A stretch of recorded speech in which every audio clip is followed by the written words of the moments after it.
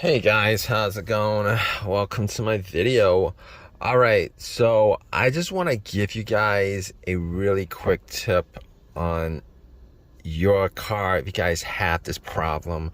I had this issue yesterday and I thought it was the end of the world. The car has been working fine all day. The car's been working fine for months. Haven't had a big issue for maybe an O2 sensor issue that I got fixed. Was driving around all day yesterday, picking stuff up, dropping stuff off, going to Walmart, getting cat food, driving my cat off at the vet, picking the cat up, and then at the vet itself, after I picked the cat up, went back into my car and tried to start it, and nothing. All right, it had no power. But let me tell you guys what nothing means. Nothing means I tried to unlock the doors with the remote, didn't work. Nothing. It was nothing. I had to use the key for it to unlock the door. All right, once I got in, there was no chimes, there was no noise, there was nothing. Tried to turn it on, nothing. Just got nothing. Zero, zero, zero, zero, nothing. So the day was I had a pretty good day up until that point where I had absolutely zero power in the car, no lights, nothing. And it just scratched my head. It scratched my head. Actually, I scratched my head because I was thinking maybe it's a dead battery. Maybe it's a dead battery that's completely dead for an hour and I didn't even use my headlights, nothing like that. Maybe it's 100% dead from like an hour of just not being in the car, which is not the first thing I thought about because the battery is fairly new. It was changed out like a year and a half ago, but it just stumped me. So I was like, you know what? Like nothing, okay? Power windows didn't work. Headlights didn't work, radio didn't work, nothing on the dash. It's like there was no battery connected to the car. It was like there's no power connected to the car. Now, if you guys are in this situation and you guys don't know too much about fixing cars and those kinds of problems, you're like, wow, it's probably a huge issue. Gotta get a tow, gotta call AAA, gotta call a tow truck, because you guys wouldn't know what the big problem is in this situation. All right, so let me just make a long story short for you guys. And it was a pretty semi-hot day. I didn't think that was gonna be the cause of any of those issues, but this is what I did as far as troubleshooting is concerned. So first thing I thought of was maybe something with the power supply, maybe something with the battery, something with the battery issue. All right, maybe the battery's disconnected somehow. Maybe it's a broken ground wire. Maybe there's stuff on the terminals. Maybe there's a disconnect somewhere. So I opened up the hood and I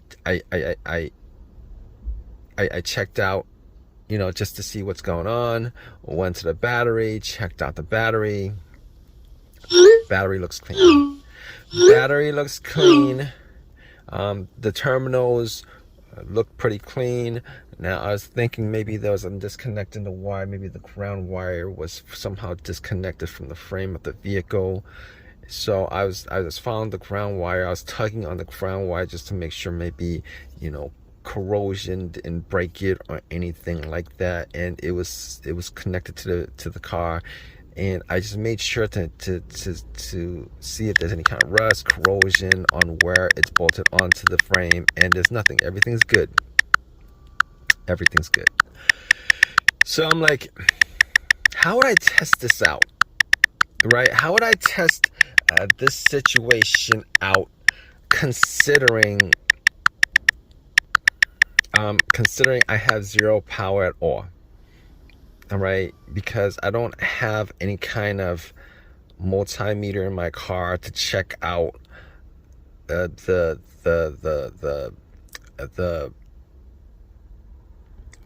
battery itself, just to see how many volts is on the battery.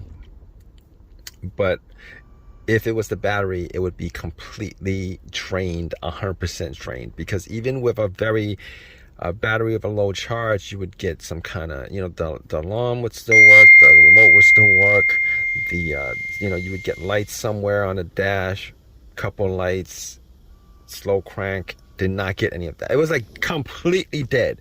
Like if there was no battery in the car, if somebody had taken out the battery. So that's the situation that we're talking about. All right.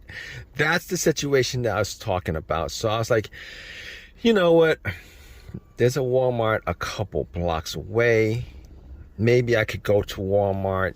They have a whole bunch of stuff in the automotive section. I've reviewed a lot of that stuff.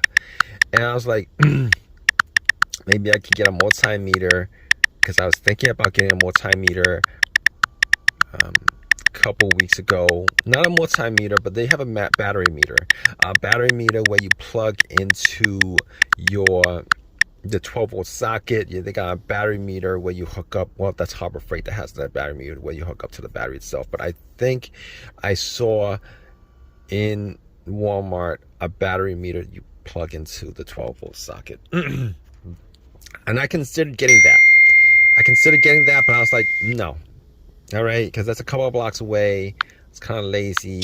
Had the cat, and obviously I had to take the cat with me, or I could have just dropped it off, and at the vet and have them look after it for maybe 30 minutes or something like that. But anyway, I was thinking to myself, let me see if I could get a jump. And I realized that I had a power pack, a booster pack. All right, I got one from Harbor Freight. It doesn't have a digital reader on this. It wouldn't be able to tell me what my battery voltage was. But I had about 75%. All right, I was thinking to myself, if it was a dead battery, I could just hook that up. And I hooked it up, started up, and I was thinking, worst case scenario, I'd get stuff on the, lights on the dash, something. Lights on the dash, lights on the radio playing. I'd get maybe a soft crank or maybe a click or something like that. That's what I was thinking of. All right, and hooked it up, powered on, 75% full. It should give me some kind of electricity if the battery is 100% dead, right? So once I hooked it on, once you hook it on, if it was a completely dead battery, you should hear chimes and, ring and some kind of noise coming from the car, just, when you open the door and stuff like that. So I was like, hooked it up, powered it up, and nothing whatsoever, just zero, completely dead, completely dead. Let me tell you guys, I was like, all right, so it had me scratching my head at that point. I was thinking to myself, why? No, I was thinking to myself, okay, so this could be a really bad situation or a really okay situation, because I can't remember back when I had this situation before on another vehicle, and not even the same. Okay, I had this situation way back before, and not on this car. I think it was on a Nissan. And it kind of had the same issue. So I was like, all right, it's got to be something. It's not the relay. All right. I could cross that off. It's not the alternator. I crossed that off. It's not the battery. I could cross that off. I crossed off so many things, every possible thing on the list I crossed off, except for that one thing.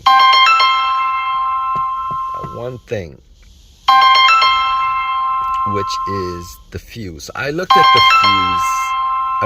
fuse box, I looked at the fuse box because I was thinking to myself, if there's no electricity now, I didn't have any kind of anything as far as any kind of testing instrument, as far as something to test out the voltage and see whether the fuses were getting power, etc., etc. So I was thinking to myself, all right, look, I was looking at the fuse box, and there is a main fuse. There's a main fuse that connects the battery to the fuse box, which essentially connects it to the entirety of the car. That main fuse, now, I couldn't tell whether that main fuse was the problem or not. But what I did have is two screwdrivers. Two screwdrivers. One was flat, one was a flips. You know what? They might have been two flatheads, but I was thinking to myself, just to make the story short.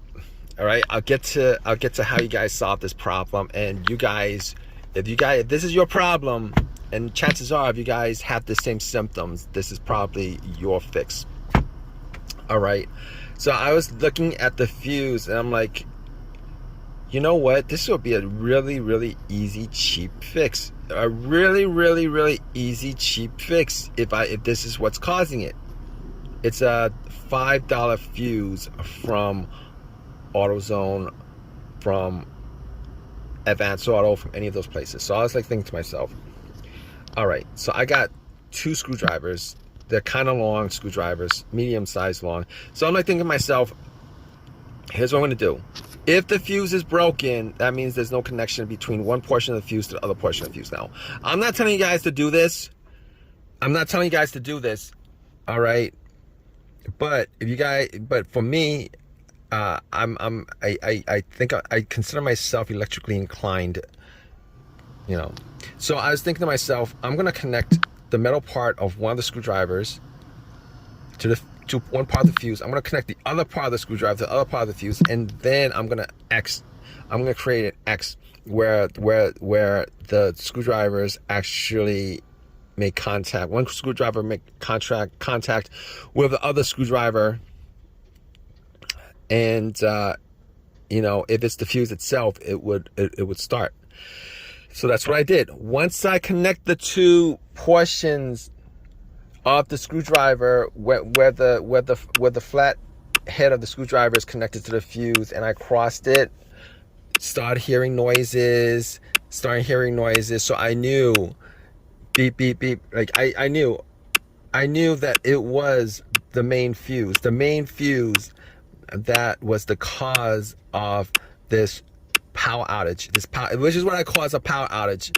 All right, this disconnect between the power source, which is the battery, and the rest of the car, which is the fuse box. So I pulled the fuse out. Now, I'm not sure whether I pulled the fuse out and then connected the two portions that way where it was in the socket. But anyway, if you guys have like a wire, you guys could do that. All right, you guys have like a thicker wire, you guys could actually do that. Now, I actually had a wire. So what I did was I actually hooked up the wire where I connected two portions of the fuse. Now, I'm not telling you guys to do this. This is what I did.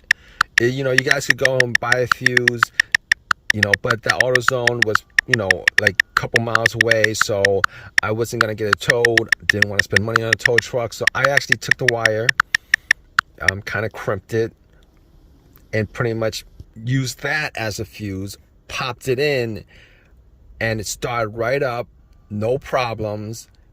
Drove it to AutoZone, got the fuse, pop it in, and it's been working right ever since. It's been working good ever since. It's been working excellent ever since. That was my fix.